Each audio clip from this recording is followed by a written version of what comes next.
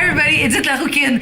Can you hear the noise going on in this house? There is so much going on here. So I had said I was going to give you a video once a week, but it's going to be more like 9 days. It's been more like 9 days because so much is going on. We found so many little problems because it turns out that this house doesn't have walls this thick, has walls this thick because it's an old house.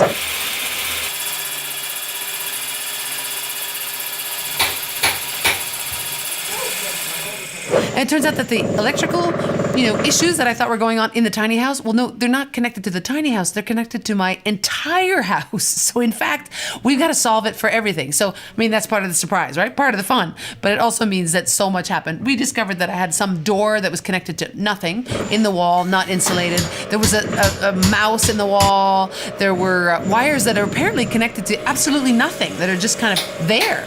So good fun, but lots of surprises. Over here, a little bit of a negative.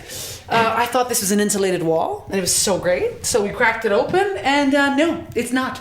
All we got is a little bit of wool, and that is outside. So we're gonna rip all this off. When I say we, I mean my dad and I, because my dad and my mom are the best. They've been helping me with everything. They're gonna be here the whole time, they said. So we gotta rip this up tomorrow before the guys come over and shoot this place up with polyurethane. Why am I having the whole thing shot with polyurethane is because I want the environmental footprint to be a little lessened, because by putting that in, I'm gonna have an installation rate of about an R23, 22, something like that, whereas right now it's about an R10.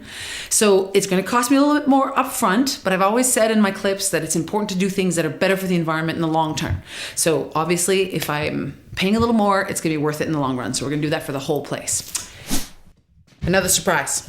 This thing, yeah, it's a two-way, right? Up, down, this works. Well, the two-way, the other end doesn't work. And we don't know where.